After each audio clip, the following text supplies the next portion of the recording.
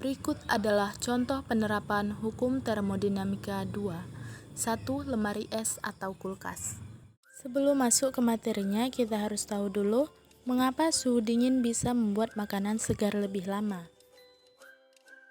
Jawabannya, karena suhu dingin itu memperlambat aktivitas semua bakteri di suatu makanan. Jadi bakteri membutuhkan waktu yang lebih lama untuk merubah kondisi atau bahkan merusak makanan tersebut.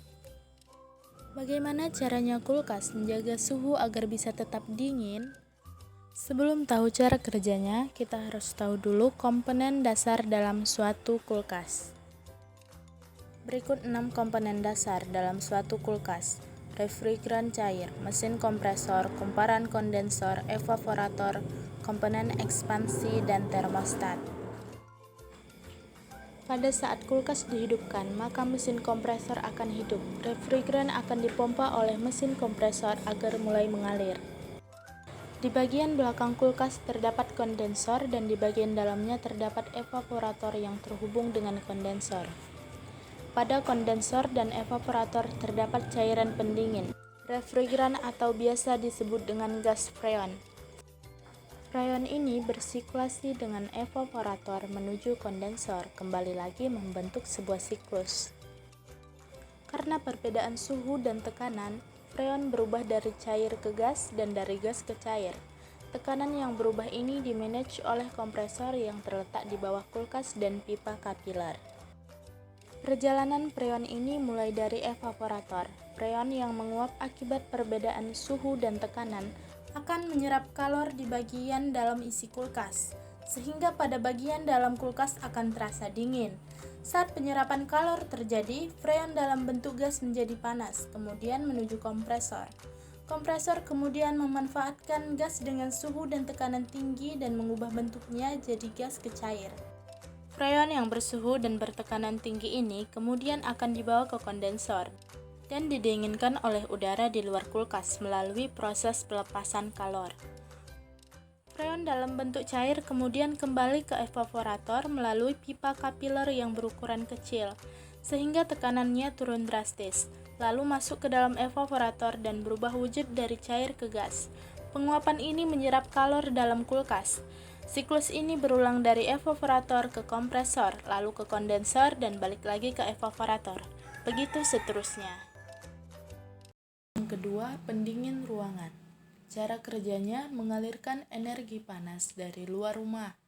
Mesin ini mengubah temperatur di dalam, membuat udara jadi lebih lembab serta meningkatkan kualitasnya. AC memiliki dua bagian dasar, yaitu unit luar ruangan dan unit dalam ruangan. Maka terdapat dua kemungkinan skenario: pendingin udara ruangan atau pendingin udara sentral. Cara kerjanya sebenarnya sama, setiap model dan merek memiliki bentuk yang beragam. Tapi umumnya benda ini terlihat seperti kotak yang memiliki kipas di bagian belakang atau di samping. Di apartemen yang lebih besar atau gedung perkantoran, semua benda ini berjejer-jejer. Unit luar ruangan terdiri dari kompresor, koil kondensor, dan kipas. Benda lainnya dalam proses ini adalah refrigeran. Refrigeran ini mengalir ke seluruh sistem menghubungkan unit luar ruangan ke unit dalam ruangan. Panas udara dari dalam rumah bercampur dengan refrigeran dan bergerak melalui kompresor, lalu menuju koil luar ruangan. Refrigeran dapat berubah dari wujud cair menjadi uap. Kompresor bekerja seperti pompa yang terus-menerus menggerakkan pendingin ini ke seluruh sistem.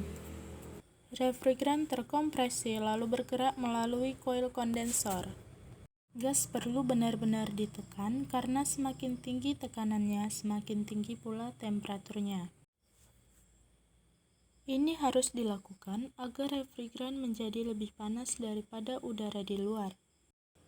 Panas secara alami bergerak dari area panas ke area dingin. Udara di luar masuk ke koil kondensor melalui kipas.